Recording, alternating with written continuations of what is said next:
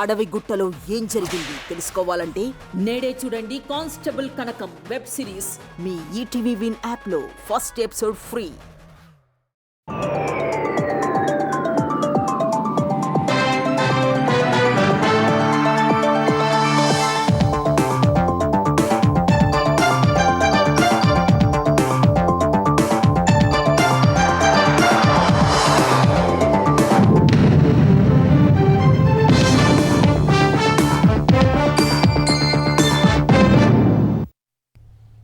నమస్కారం, ఈటీవీ న్యూస్కు స్వాగతం. ముందుగా ముఖ్యాంశాలు.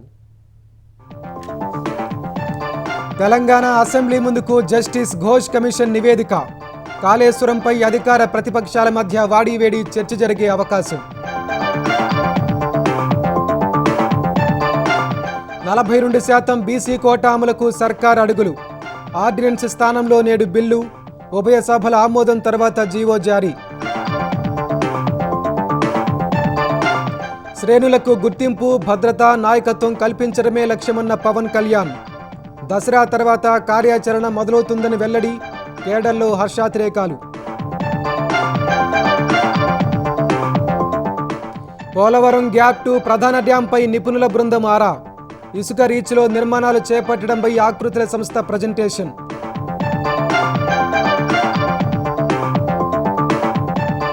ఏపీలో ఫిబ్రవరిలోనే ఇంటర్ పరీక్షలు. రోజుకు ఒకే సబ్జెక్ట్. ఏప్రిల్లో తరగతుల నిర్వహణకు వీలుగా సంస్కరణలు చేపట్టిన విద్యాశాఖ.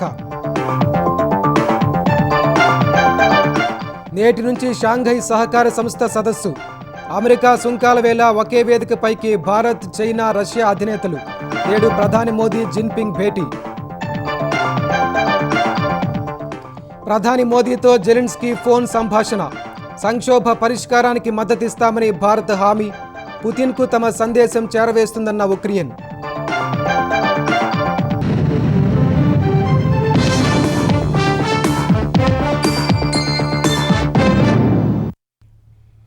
తెలంగాణ సర్కార్ జస్టిస్ పీసీ ఘోష్ కమిషన్ నివేదికను ఇవాళ సభ ముందు పెట్టనుంది. కొంతకాలంగా కాళేశ్వరం ప్రాజెక్టుపై అధికార ప్రతిపక్షాలు ఆరోపణలు ప్రత్యారోపణలు చేసుకుంటున్న వేళ ఇవాళ సభలో వాడివేడిగా చర్చ జరిగే అవకాశం ఉంది. స్థానిక ఎన్నికల్లో బీసీలకు 42% రిజర్వేషన్లు అమలు చేయాలని నిర్ణయం తీసుకున్న రేవంత్ రెడ్డి ప్రభుత్వం ఆర్డినెన్స్ స్థానంలో బిల్లు ప్రవేశపెట్టనుంది.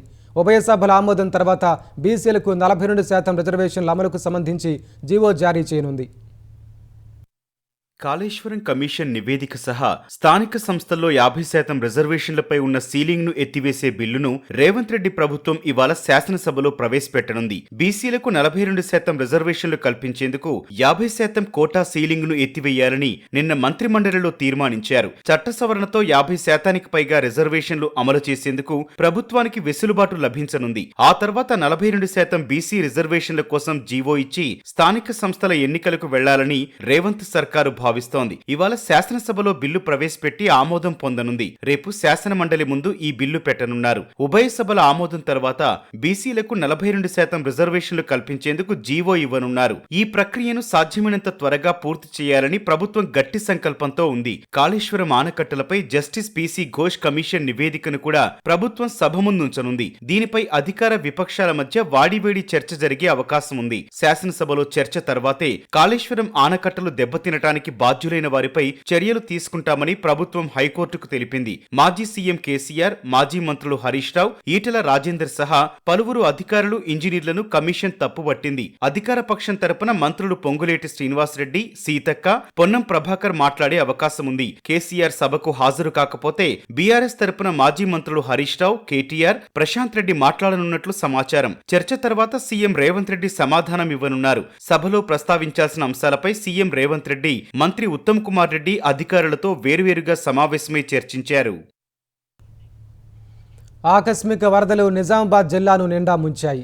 వేల ఎకరాల్లో వరి, సోయా, మొక్కజొన్న పంటలు నీటమునిగాయి. గోదావరి పరివాహక గ్రామాలు ఇంకా వరద గుప్పిట్లో మగ్గుతున్నాయి. తెప్పలపై రాకపోకలు సాగిస్తున్న జనం నిత్యావసరాల కోసం అష్టకష్టాలు పడుతున్నారు.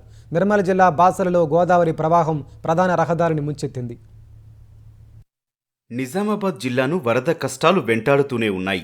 వరదల ధాటికి రోడ్లు కోతకు గురికాగా కల్వర్టులు పూర్తిగా దెబ్బతిన్నాయి. రెంజల్, నవ్విపేట, బోధన్ మండలాల్లోని పలు గ్రామాలు జల దిగ్బంధంలోనే ఉన్నాయి. అత్యవసర పనులు, ఆసుపత్రులకు వెళ్లేందుకు ప్రజలు ఇబ్బంది పడుతున్నారు. హంగర్గా, మిట్టాపూర్, మందర్నా, అల్జాపూర్ గ్రామాలు జల దిగ్బంధంలోనే ఉన్నాయి. గోదావరి జలాలు చుట్టుముట్టడంతో రాకపోకలకు అంతరాయం ఏర్పడింది. కనీస అవసరాలు తీర్చుకునేందుకు జనం తెప్పలపై రాకపోకలు సాగిస్తున్నారు. వేల ఎకరాల్లో పంటలు నీట మునగడంతో రైతులు తీవ్రంగా నష్టపోయారు. ఆదుకుంటలేరు. కనీసం నిన్న కలెక్టర్ వచ్చిండ్రు, ఆ తోపంటి చూసుకుంటా పోతున్నారు సార్. మాకు కూడా కొద్దిగా ఏదైనా సర్వం కోల్పోయినాం సార్. ఏ మాత్రం మా జేబులో రూపాయి లేకుండా. ఏటా వర్షాకాలంలో గోదావరి పొంగి తమ ఊర్లను ముంచెత్తుతోందని ముంపు గ్రామాల ప్రజలు వాపోతున్నారు. సమస్యకు శాశ్వత పరిష్కారంగా వంతెన నిర్మించాలని ప్రభుత్వాన్ని కోరుతున్నారు. ఎస్ఆర్ఎస్పీ బ్యాక్ వాటర్ తో చాలా గ్రామాలు ద్వీపాలను తలపిస్తున్నాయి.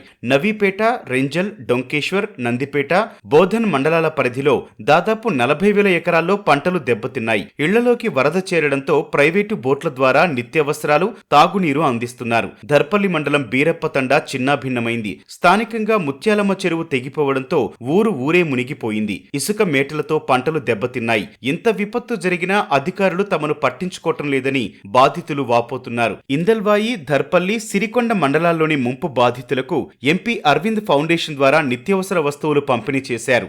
గోదావరి నది నుంచి బాసర ఆలయం వరకు ప్రధాన రహదారి పూర్తిగా జలమయమైంది. వ్యాస మహర్షి ఆలయం 2వ ఆర్చి గేటు వరకు వరద చేరింది. ఆలయం వద్ద ఉన్న వ్యాపార సముదాయాలు, ప్రైవేటు లాడ్జిలు, నివాస గృహాలు నీట మునిగాయి. ఎస్ఆర్ఎస్పీ వరద వల్ల మాదాపూర్, సోన్ పుష్కర ఘాట్లు జల దిగ్బంధంలోనే ఉన్నాయి. బాసర నుంచి ఖానాపూర్ వరకు వేల ఎకరాల పంటలు దెబ్బతిన్నాయి. సికింద్రాబాద్, నిజామాబాద్ రైల్వే మార్గంలో కామారెడ్డి జిల్లా తలమడ్ల వద్ద దెబ్బతిన్న రైల్వే ట్రాక్ ను పునరుద్ధరించారు. 3 రోజుల తర్వాత రైళ్ల రాకపోకలు తిరిగి ప్రారంభమయ్యాయి. నటుడు నందమూరి బాలకృష్ణ మరోసారి తన ఉదారత చాటుకున్నారు. ఇటీవల భారీ వర్షాలకు కకావికలమైన కామారెడ్డికి అండగా నిలిచారు. సర్వం కోల్పోయిన బాధితుల సహాయార్థం 50 లక్షల విరాళాన్ని సీఎం సహాయ నిధికి అందిస్తున్నట్లు ప్రకటించారు. ఏదైతే ఈ కామారెడ్డి జిల్లా ఎలాగైతే వర్ష విపత్సానికి అతలకుతలం అయ్యి ఎంతోమంది ప్రాణాలు పోగొట్టుకున్నారు, ఎంతోమంది రైతులు వాళ్ళు పండించిన పంట నేలమట్టమైందో వాళ్ళందరికీ వృధాభక్తిగా నేను 50 లక్షల రూపాయలు సీఎం రిలీఫ్ ఫండ్కి, దాంతో తీరదు వాళ్ళకి ఇంకా కూడా ముందు ఎటువంటి సహాయ సహకారాలు అందించాలో దానికి వృధాభక్తి ఇప్పుడు నేను అనౌన్స్ చేస్తున్నాను. మా క్యాన్సర్ హాస్పిటల్ తరఫు నుంచి అయితేనేమి ఎవరెవరు అలాగే ఇంకా ముందు నా సహాయ సహకారాలు, నా అభిమానులు ఉన్నారు, ఎక్కడున్నా వాళ్ళు ముందుకెళ్తారు. జనసేన భవిష్యత్తు కోసం నిబద్ధత గల కార్యకర్తలను గుర్తించి నాయకులుగా తీర్చిదిద్దేందుకు త్రిశూల వ్యూహాన్ని అమలు చేయనున్నట్లు జనసేన అధ్యక్షుడు, ఉప ముఖ్యమంత్రి పవన్ కళ్యాణ్ ప్రకటించారు. దసరా తర్వాత ఆ దిశగా కార్యాచరణ ప్రారంభించబోతుందని, తద్వారా పార్టీని సంస్థాగతంగా బలోపేతం చేయనున్నట్లు చెప్పారు. సిద్ధాంతాల పేరుతో రాజకీయ వ్యూహాలు లేకుండా ముందుకెళ్లలేమన్న పవన్ కళ్యాణ్ ఏపీలో కూటమి ప్రభుత్వం మరో 15 ఏళ్లు కొనసాగాలని ఆకాంక్షించారు. విశాఖలో సేనతో సేనాని పేరుతో జరిగిన జనసేన విస్తృత స్థాయి సమావేశాల్లో పార్టీ అధినేత పవన్ కళ్యాణ్ భవిష్యత్తు వ్యూహాలపై శ్రేణులకు దిశానిర్దేశం చేశారు. వైసీపీ ప్రభుత్వం పవన్ కళ్యాణ్ను నోవాటెల్ హోటల్లో నిర్బంధించిన సమయంలో ఆయనకు సంఘీభావంగా అర్ధరాత్రి చంటిబిడ్డతో జనసేన జెండా పట్టుకుని తెగువ చూపిన గోవిందమ్మతో జ్యోతి ప్రజ్వలన చేసి సమావేశాలను ప్రారంభించారు. సభా వేదికకు అల్లూరి సీతారామరాజు పేరు, ప్రాంగణ ద్వారాలకు శ్రీశ్రీ, గురజాడ అప్పారావు, తెన్నేటి విశ్వనాథం, కోడి రామ్మూర్తి, వీరగున్నమ్మ పేర్లు పెట్టారు. ఆ తర్వాత కార్యకర్తలు ప్రసంగించారు. పార్టీకి నిజమైన హీరోలు కార్యకర్తలే అన్న పవన్ కళ్యాణ్ అందుకే నాయకులకు బదులుగా వారితో మాట్లాడించినట్లు చెప్పారు. పార్టీ బలోపేతం కోసం దసరా తర్వాత అమలు చేయనున్న త్రిశూల వ్యూహాన్ని పవన్ కళ్యాణ్ వివరించారు. ప్రతి కార్యకర్తని కేపబుల్, ఎథికల్ లీడర్స్ గా తీర్చిదిద్దే ఒక ఖచ్చితమైన వ్యవస్థని నిర్మించబోతున్నాం. దానికి నేను ఒక స్ట్రక్చర్డ్ ఫ్రేమ్వర్క్, పరమశివుడి త్రిశూలం ఉంటది కదా, శక్తి, ధర్మం, రహస్యం, అది ప్రతీక దానికి. అలాగే జనసేన ఇప్పుడు మెంబర్షిప్ కోసం చేయబోతున్నది వెరీ స్ట్రక్చర్డ్ ఫ్రేమ్వర్క్. అలాగే ప్రతి క్రియా సభ్యుడికి గుర్తింపు, నాయకత్వం, భద్రతతోటి ఈ త్రిశూల్ ప్రోగ్రామ్ ని మన దసరా తర్వాత స్టార్ట్ చేయబోతున్నాం. కమ్యూనిజం, సోషలిజం ఇలా అన్నీ అర్థం చేసుకున్న తర్వాతే పార్టీ పెట్టామన్న పవన్ ఎంచుకున్న సిద్ధాంతాల కోసం తుపాకులు పట్టుకోవాల్సిన అవసరం లేదన్నారు. ప్రజాస్వామ్య పద్ధతిలోనే పోరాడాలన్నారు. గత వైసీపీ ప్రభుత్వం తనను, పార్టీ నేతలు, కార్యకర్తల్ని వేధించిన తీరు ఇప్పటికీ గుర్తుందని, అయినా కక్ష సాధింపు చర్యలు ఉండవని తేల్చి చెప్పారు. గత పార్టీ పాలకులంతా రౌడీలంట, చంపేస్తారంట, మీదకి వచ్చేస్తారంట. అంటే నేను ఒకటే అనుకుంటా, ఎంతమంది వస్తారు రండి, నేను చూస్తాను. ఎంతమంది వస్తారు రండి, నేను ఒక్కనే ఉంటాను రండి. నాలాంటి పిచ్చ మా వాళ్ళందరికీ, మా ఆడపడుచులకి ఉంటుంది, మా జన సైనికులకి ఉంటుంది. రౌడీజం చేయకండి, మా దగ్గర తప్పుందా మేము ఒక సరిదిద్దుకుంటాం. లేదు పాలసీ మాట్లాడతారో మాట్లాడండి. దౌర్జన్యాలు చేస్తాం, మేము చంపేస్తాం అంటే అస్సలు మా ఇన్ని పాత కథలు. మా ఆడపడుచులు చెప్తా ఉన్నా, పేరెంటాలకు వెళ్ళాలి కానీ పోరాటాలు కూడా చేయాలి. సిద్ధాంతాల పేరుతో రాజకీయ వ్యూహాలు లేకుండా తాను పోటీ చేయదలుచుకోలేదన్నారు. ఏపీలో కూటమి చాలా బలంగా ఉండాలని, మరో 15 ఏళ్లు సుస్థిర పాలన అందించాలని పవన్ కళ్యాణ్ ఆకాంక్షించారు. పార్టీ శ్రేణుల్లో స్థిరత్వం ఉంటేనే జనసేన జాతీయ పార్టీగా ఎదుగుతుందని అన్నారు. మహారాష్ట్ర, కర్ణాటక, ఒడిశా, తమిళనాడు రాష్ట్రాల నుంచి కూడా వస్తామంటూ సమావేశంలో భాగస్వాములైన అందరికీ పవన్ కళ్యాణ్ అభినందనలు తెలిపారు. పోలవరం గ్యాప్ 2 ప్రధాన డ్యాం ఆకృతులపై విదేశీ నిపుణులు మేధోమథనం నిర్వహించారు. ఇసుక ఉన్న రీచ్లో ప్రధాన డ్యాం నిర్మాణం ఏ విధంగా చేపట్టాలనే విషయమై ఆకృతుల సంస్థ ప్రతినిధులు ప్రజెంటేషన్ ఇచ్చారు. పలు ప్రశ్నలు లేవనెత్తిన విదేశీ నిపుణుల బృందం తమ సందేహాలను నివృత్తి చేసుకుంది. పోలవరం ప్రాజెక్టు వద్ద తాజాగా ఏర్పాటు చేసిన నాణ్యతా నియంత్రణ పరిశోధన కేంద్రాన్ని విదేశీ నిపుణులు సందర్శించారు. గతంలో గుత్తేదారు తరపున మాత్రమే నాణ్యత పరీక్షలు చేసే ల్యాబ్ ఇక్కడ ఉంది. జలవనరుల శాఖ తరపున స్వతంత్రంగా నాణ్యత పరీక్షలు చేసే ల్యాబ్ ఏర్పాటు చేయాలని కేంద్ర జలశక్తి విదేశీ నిపుణుల బృందం గతంలో ఆదేశించాయి. ఈ నేపథ్యంలో టెండర్లు పిలిచి ఢిల్లీకి చెందిన ఆడ్కో సంస్థను ఎంపిక చేశారు. వారు ఇక్కడ ల్యాబ్ ఏర్పాటు చేశారు. ఈ ల్యాబ్ను విదేశీ నిపుణుల బృందం సందర్శించి సంతృప్తి వ్యక్తం చేసింది. మరోవైపు నాణ్యత నియంత్రణ ముసాయిదాపై కూడా చర్చ జరిగింది. ఈ ముసాయిదా రూపొందించి పోలవరం ప్రాజెక్టు అథారిటీకి సమర్పించినట్లు ఈఎన్సీ నరసింహమూర్తి తెలియజేశారు. ముసాయిదాను సిఎస్ఎంఆర్ఎస్ ఆమోదించిందని, అథారిటీ పరిశీలించిన తర్వాత కేంద్ర జలశక్తి శాఖకి సమర్పిస్తామని వెల్లడించారు. అనంతరం పోలవరం ప్రాజెక్టులో గ్యాప్ 2 ప్రధాన డ్యాం ఆకృతులపై మేధోమథనం చేశారు. డ్యాంకు సంబంధించి ఇసుక రీచ్ దాదాపు 1100 మీటర్లు, బంకమట్టి ఉన్న ప్రాంతం మరో 400 మీటర్లు, ఆపై రాయి ఉన్న ప్రాంతం ఉంటాయి. ప్రస్తుతం ఇసుక ఉన్న రీచ్లో ప్రధాన డ్యాం నిర్మాణం ఎలా చేపట్టాలనే అంశంపై ఆఫ్రీ ఆకృతుల సంస్థ ప్రతినిధులు విదేశీ నిపుణుల బృందానికి, ఇతర నిపుణులకు ప్రెజెంటేషన్ ఇచ్చారు. విదేశీ నిపుణులు డిసిస్కో, రిచర్డ్ డొనెలీ, డేవిడ్ పాల్లతో పాటు పోలవరం అథారిటీ కార్యదర్శి రఘురాం, కేంద్ర జలశక్తి శాఖ డిప్యూటీ కమిషనర్ గౌరవ్ సింఘాల్, కేంద్ర జలసంఘం CE Bakshi, director Rakesh, engineer in chief Narasimhamurthy, Polavaram authority CE Ramesh Babu, Polavaram SE Ramachandrarao తదితరులు పాల్గొన్నారు. విదేశీ నిపుణుల బృందం కిందటి మే నెలలో ఇక్కడ పర్యటించిన సందర్భంలో డయాఫ్రమ్ వాల్ నిర్మాణ పురోగతిపై అసంతృప్తి వ్యక్తం చేసింది. అయితే బావర్ కంపెనీ ప్రతినిధులు, పోలవరం అధికారులు 2026 మార్చి నాటికి డీ వాల్ పూర్తి చేస్తామని కేంద్ర జలశక్తి శాఖకి తెలిపారు. ప్రస్తుతం ఆగస్టు నెలాఖరుకు 40% మేర డీ వాల్ నిర్మాణం పూర్తయింది. చైనాలోని తియాన్జిన్ వేదికగా షాంఘై సహకార సంస్థ శిఖరాగ్ర సదస్సు ఇవాల్టి నుంచి ప్రారంభం కానుంది. 2 రోజుల వార్షిక సదస్సులో పాల్గొనేందుకు ప్రధాని నరేంద్ర మోదీ ఇప్పటికే చైనా చేరుకున్నారు. ఈ సందర్భంగా చైనా అధ్యక్షుడు జిన్పింగ్, రష్యా అధినేత పుతిన్తో సహా వివిధ దేశాధినేతలతో ప్రధాని మోదీ సమావేశం కానున్నారు. భారత్, చైనాలపై అమెరికా సుంకాలు విధించిన నేపథ్యంలో షాంఘై సదస్సు బల ప్రదర్శనగా నిలవనుంది. ఈ సదస్సుకు వివిధ దేశాధినేతలు హాజరవుతున్నప్పటికీ ప్రధాని మోదీ, పుతిన్, జిన్పింగ్లపై అందరి దృష్టి నెలకొంది.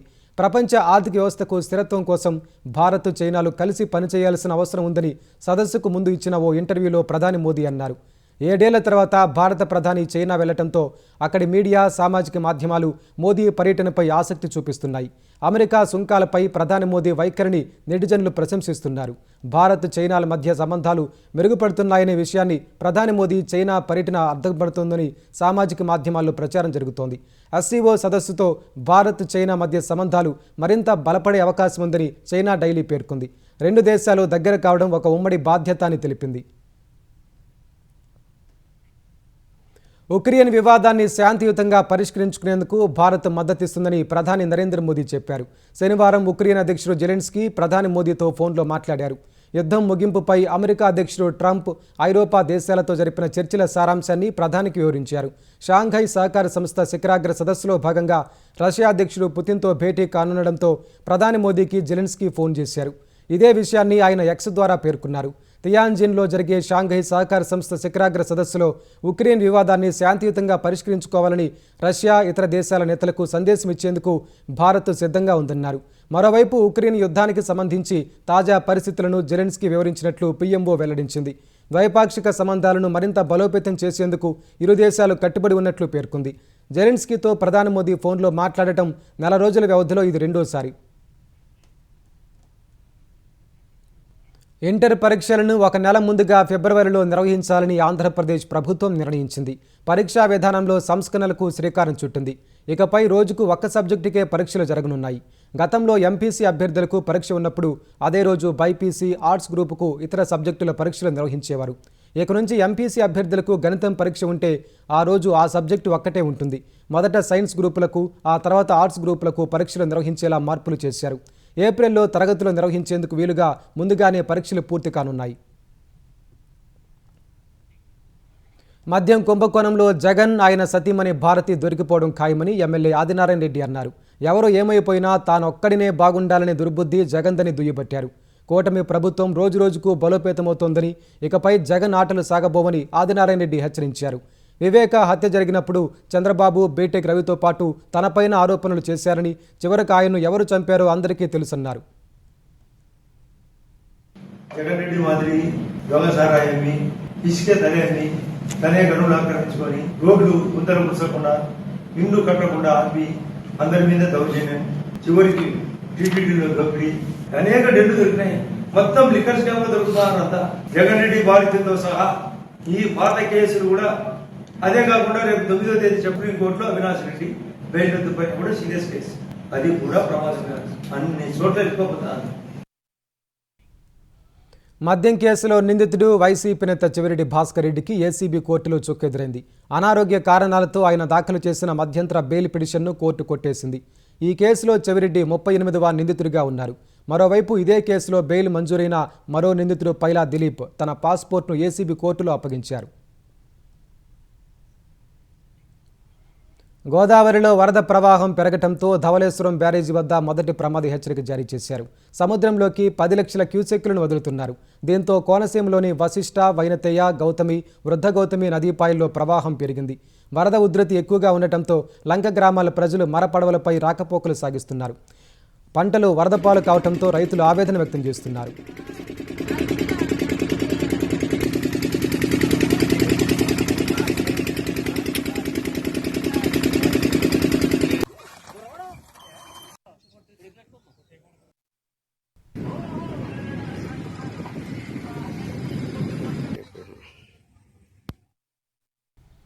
కళ్లకు భాషా ప్రాంతమనే భేదం లేదని, అందుకే తెలుగు సినిమా ఆస్కార్ స్థాయికి వెళ్ళిందని నందమూరి బాలకృష్ణ అన్నారు.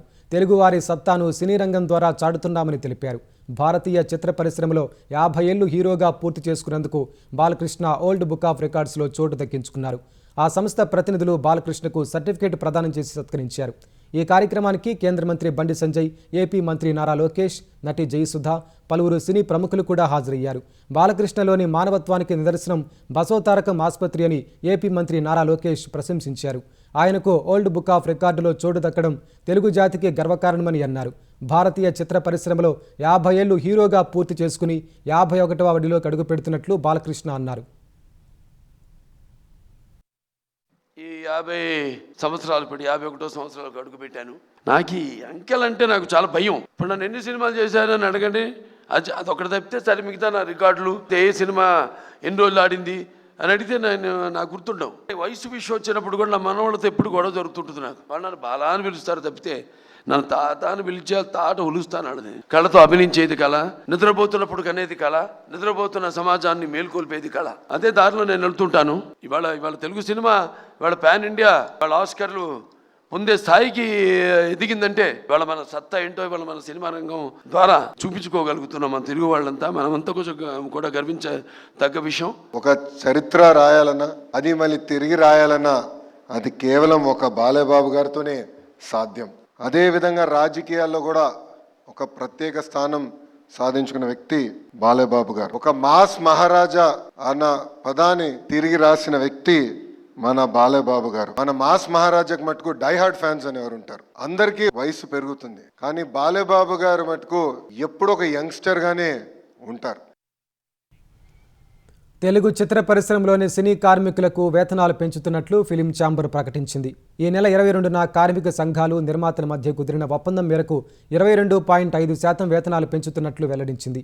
ఈ నెల 22 నుంచి వచ్చే ఏడాది ఆగస్టు 22 వరకు 15% పెంపుతో కొత్త వేతనాలు అమలు చేయాలని ఫిలిం ఛాంబర్ నిర్మాతలకు లేఖలు రాసింది.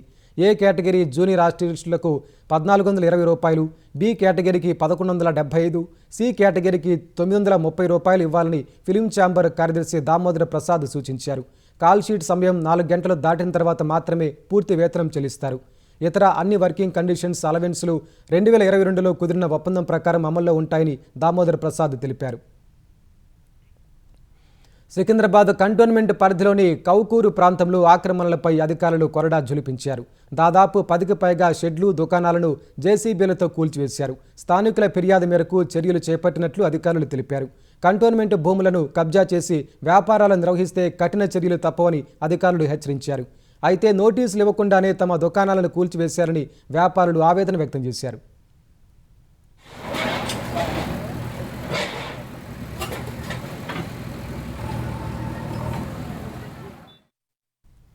క్వాడ్ సదస్సులో భాగంగా ఈ ఏడాది చివరిలో చేపట్టాల్సిన భారత్ పర్యటనను అమెరికా అధ్యక్షుడు డొనాల్డ్ ట్రంప్ విరమించుకున్నట్లు సమాచారం.